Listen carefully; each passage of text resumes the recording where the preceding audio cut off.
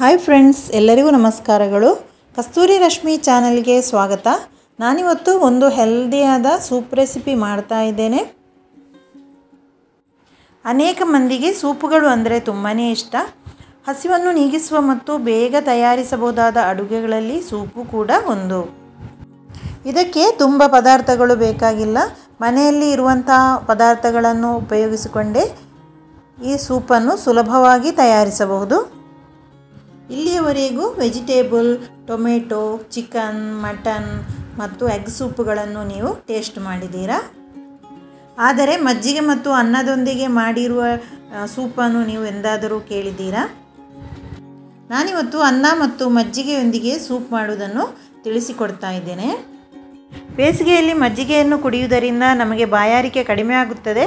ಅದರ ಪೊಟ್ಯಾಷಿಯಂ ದೇಹದ ದ್ರವ ಸಮತೋಲನವನ್ನು ಸುಧಾರಿಸುತ್ತದೆ. ಮಜ್ಜಿಗೆಯ ಪೌಷ್ಟಿಕಾಂಶದ ಪ್ರಯೋಜನವೆಂದರೆ ಅದು ಶಕ್ತಿಯನ್ನು ಹೆಚ್ಚಿಸುತ್ತದೆ ಮತ್ತು ನಾವು ಸಾಮಾನ್ಯವಾಗಿ ಕುಡಿಯುವ ಹಾಲಿಗಿಂತ ಕಡಿಮೆ ಕೊಬ್ಬು ಮತ್ತು ಕ್ಯಾಲೋರಿಯನ್ನು ಹೊಂದಿರುತ್ತದೆ. ಇಷ್ಟೆಲ್ಲ ಆರೋಗ್ಯ ಪ್ರಯೋಜನವಿರುವ ಮಜ್ಜಿಗೆ ಸೂಪನ್ನು ತಯಾರಿಸುವುದು ಹೇಗೆ ಎಂದು ನೋಡುವ.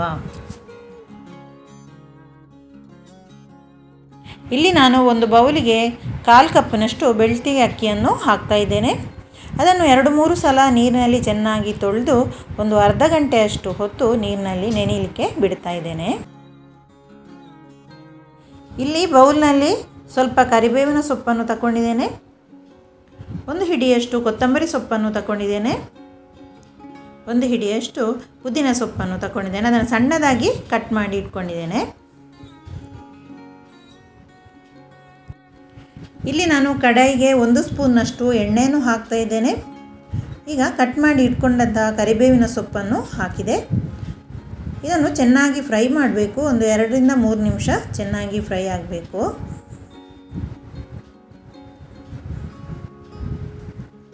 ಇಲ್ಲಿ ನಾನು 1 ಸ್ಪೂನ್ನಷ್ಟು ಜೀರಿಗೆ ಹುಡಿಯನ್ನು ಹಾಕಿದೆ. ಇಡೀ ಜೀರಿಗೆಯನ್ನು ಸಹ ಹಾಕ್ಬೋದು. ಇದನ್ನು ಈಗ ಚೆನ್ನಾಗಿ ಫ್ರೈ ಮಾಡಬೇಕು.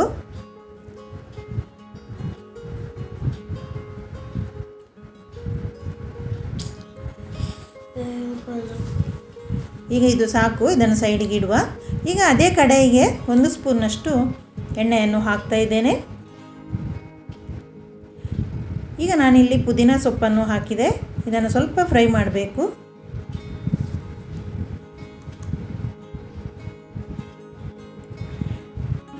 ಇದೀಗ ಸಾಕು, ಇದನ್ನು ಸೈಡಲ್ಲಿ ಇಡುವ. ಇಲ್ಲಿ ನಮ್ಮ ಅಕ್ಕಿ ನೆಂದಿದೆ, ಅರ್ಧ ಗಂಟೆ ಆಯಿತು. ಇಲ್ಲಿ ಗ್ಯಾಸ್ ಸ್ಟವಲ್ಲಿ ನಾನು ಪಾತ್ರೆಯನ್ನು ಇಟ್ಟಿದ್ದೇನೆ. ಅದಕ್ಕೀಗ ಅಕ್ಕಿಯನ್ನು ಹಾಕ್ತಾ ಇದ್ದೇನೆ. ಸ್ವಲ್ಪ ನೀರನ್ನು ಹಾಕಿ ಇದನ್ನು ಬೇಯಲಿಕ್ಕೆ ಇಡುವ. ಅಕ್ಕಿ ಚೆನ್ನಾಗಿ ಬೇಯಬೇಕು. ಮುಚ್ಚಳವನ್ನು ಇಟ್ಟು ಬೇಯಲಿಕ್ಕೆ ಇಡ್ತಾ ಇದ್ದೇನೆ. ಅಕ್ಕಿ ಈಗ ನೋಡಿ ಚೆನ್ನಾಗಿ ಬೆಂದಿದೆ.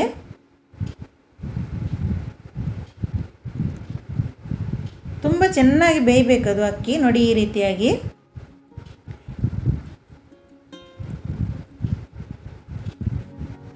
ಈಗ ಇದಕ್ಕೆ 2 ಸ್ಪೂನ್ನಷ್ಟು ನಾನು ಕಾರ್ನ್ಫ್ಲೋರ್ ಹಾಕ್ತಾ ಇದ್ದೇನೆ. ಜೋಳದ ಹುಡಿಯನ್ನು ಹಾಕ್ತಾ ಇದ್ದೇನೆ. ಜೋಳದ ಹುಡಿಯನ್ನು ಹಾಕಿ ಚೆನ್ನಾಗಿ ಮಿಕ್ಸ್ ಮಾಡಬೇಕು.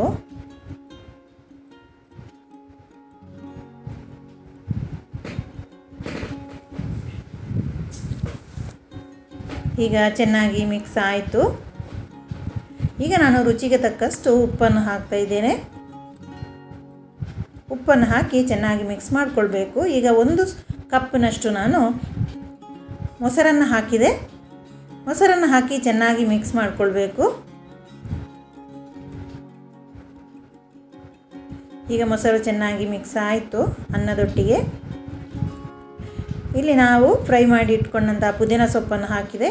ಕರಿಬೇವು ಮತ್ತು ಜೀರಿಗೆ ಹುಡಿ ಮಿಕ್ಸ್ ಮಾಡಿದ್ದನ್ನು ಸಹ ಹಾಕಿದೆ. ಈಗ ನಾವು ಚೆನ್ನಾಗಿ ಮಿಕ್ಸ್ ಮಾಡಬೇಕು. ತುಂಬಾ ಸುಲಭವಾಗಿ ಮಾಡುವಂಥ ಸೂಪ್ ಇದು. ಹೆಲ್ತ್ಗೆ ಸಹ ತುಂಬಾ ಒಳ್ಳೆಯದು. ಈ ಬೇಸಿಗೆ ಕಾಲದಲ್ಲಿ ಈ ರೀತಿಯಾಗಿ ನಾವು ಸೂಪನ್ನು ಮಾಡಿ ಕುಡಿದ್ರೆ ತುಂಬಾ ಒಳ್ಳೆಯದಾಗುತ್ತೆ. ಪುದೀನ ಸೊಪ್ಪು, ಕರಿಬೇವಿನ ಸೊಪ್ಪು ಎಲ್ಲ ಚೆನ್ನಾಗಿ ಮಿಕ್ಸ್ ಆಯಿತು. ಈಗ ನಾನು ಇದಕ್ಕೆ ಒಂದು 2 ಕಾಯಿಮೆಣಸನ್ನು ಕಟ್ ಮಾಡಿ ಹಾಕಿದೆ. ಕಾಯಿಮೆಣಸನ್ನು ಹಾಕಿ ಇದು ಚೆನ್ನಾಗಿ ಬೇಯಬೇಕು. ನೋಡಿ ಕುದಿ ಬರ್ತಾ ಉಂಟು.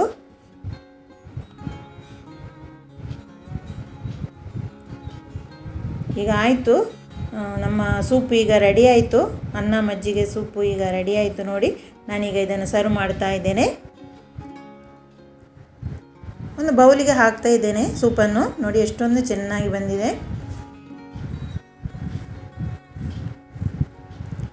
ನಾವು ಬಿಸಿ ಬಿಸಿ ಇರುವಾಗಲೇ ಈ ಸೂಪನ್ನು ತಿನ್ನಬೇಕು. ಮೇಲಿನಿಂದ ಕೊತ್ತಂಬರಿ ಸೊಪ್ಪನ್ನು ಹಾಕ್ತಾ ಇದ್ದೇನೆ. ಬೇಸಿಗೆ ಕಾಲದಲ್ಲೂ ಮಳೆಗಾಲದಲ್ಲೂ ತಿನ್ನುವಂಥ ಸೂಪ್ ಇದು. ಸಂಜೆ ಹೊತ್ತು ಫ್ಯಾಮಿಲಿ ಜೊತೆಗೆ ತಿನ್ನಲಿಕ್ಕೆ ತುಂಬಾ ಟೇಸ್ಟಿಯಾಗಿರುತ್ತೆ. ಬಿಸಿ ಬಿಸಿ ಇರುವಾಗಲೇ ತಿನ್ನಬೇಕು. ಖಂಡಿತ ಚಿಕ್ಕವರಿಂದ ಹಿಡಿದು ದೊಡ್ಡವರವರೆಗೂ ಇಷ್ಟಪಡುವಂಥ ಸೂಪ್ ರೆಸಿಪಿ ಇದು. ಫ್ರೆಂಡ್ಸ್, ಇವತ್ತು ನಾನು ಮಾಡಿದಂಥ ಈ ಆರೋಗ್ಯಕರವಾದಂಥ ಸೂಪ್ ನಿಮಗೆ ಇಷ್ಟವಾದರೆ ಪ್ಲೀಸ್ ಲೈಕ್ ಮಾಡಿ ಮತ್ತು ಶೇರ್ ಮಾಡಿ ಮತ್ತು ಚಾನಲನ್ನು ಸಬ್ಸ್ಕ್ರೈಬ್ ಮಾಡಿ. Thank you for watching. ಮುಂದಿನ ವಿಡಿಯೋದಲ್ಲಿ ಮತ್ತೊಮ್ಮೆ ಸಿಗೋಣ. ಅಲ್ಲಿಯವರೆಗೂ ಧನ್ಯವಾದಗಳು.